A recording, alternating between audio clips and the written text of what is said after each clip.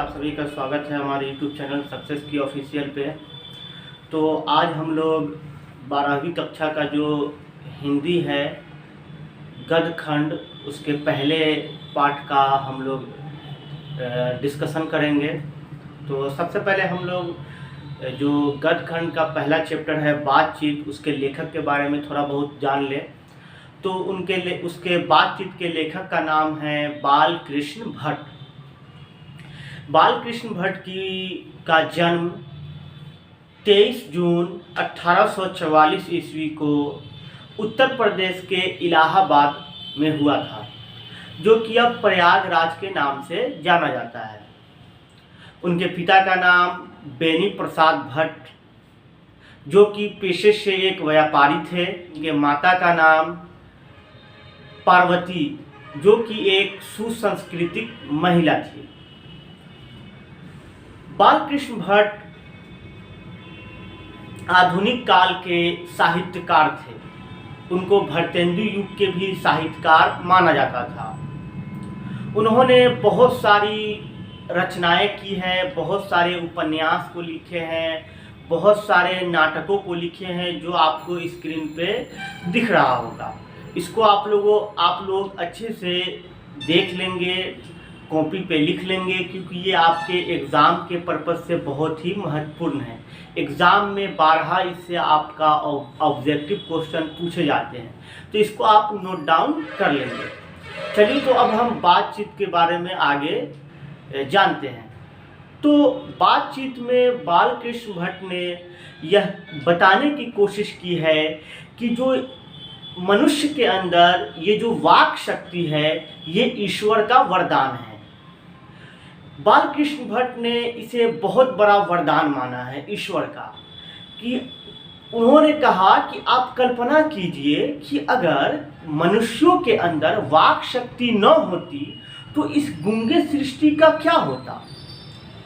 क्या हम लोग एक दूसरे को समझ पाते, चीज़ों को वैसे कर पाते बगैर वाक शक्ति का।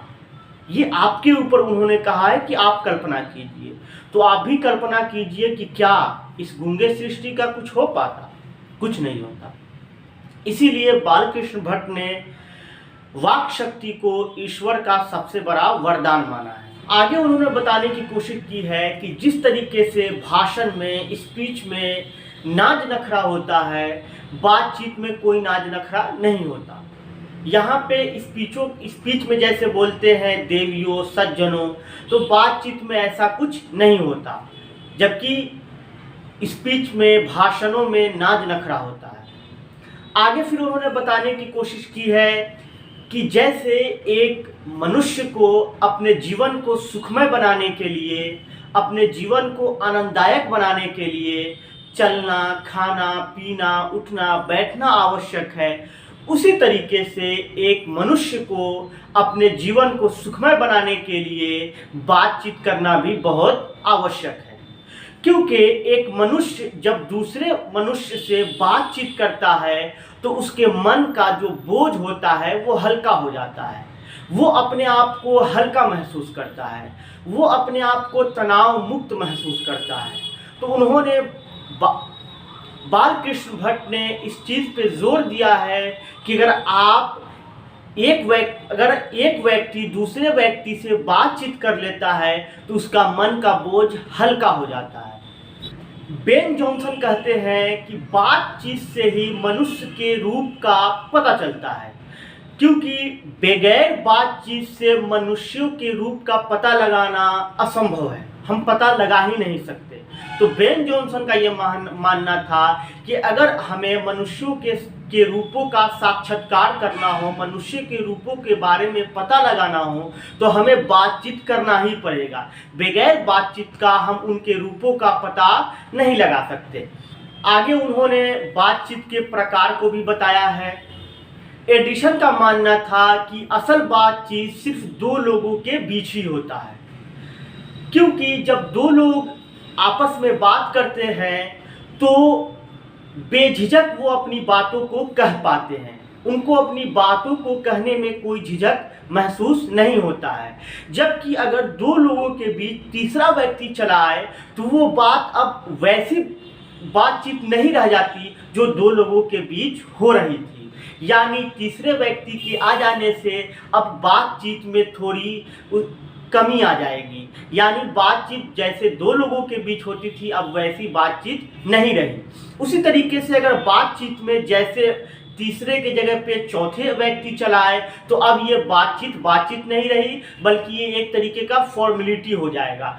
इसको बालकृष्ण भट्ट ने राम रमौवल का नाम दिया है। यानी उनका मानना था कि चार लोगों के बीच अगर बातचीत हो रही है तो ये बातचीत नहीं, ये राम रमौवल है, ये सिर्फ फॉर्मेलिटी है, क्योंकि चार लोगों के बीच के बातचीत का कोई उद्देश्य नहीं होता है। आगे बालकृष्ण भट्ट ने ये बताने की कोशिश करी है कि यूरोप के लोगों में जो बातचीत करने की शैली होती है वो बहुत अच्छी होती है। अगर आप उनके बातचीत करने के तरीकों को देखेंगे तो आपका मन मोह जाएगा, आपको आनंद आएगा, आपका मन करेगा कि उनके बातचीत करने के तरीकों को देखते रहें, सुनते रहें।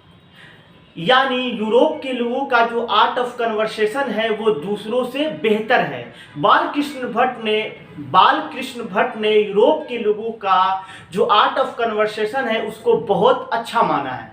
फिर आखिर में बालकृष्ण भट्ट ने ये बताने की कोशिश की है कि सबसे उत्तम जो बातचीत होता है व्यक्ति का वो खुद से होता है। अगर जिस दिन एक व्यक्ति अपने से बातचीत करना सीख लेता है या सीख ले तो उस दिन जो बातचीत होगा वो सबसे उत्तम होगा, उससे बढ़िया कोई बातचीत नहीं है। तो बालकृष्ण भट्ट का ये मानना था कि असल में जो सबसे उत्तम बातचीत है वो खुद से बातचीत है, ना कि दूसरे लोगों से। तो आपको भी चाहिए, हमें भी चाहिए कि अपने से बात करने की कोशिश करें। अगर आप लोगों को मेरा वीडियो पसंद आए तो मेरे चैनल को सब्सक्राइब कीजिए और आगे इसी तरीके का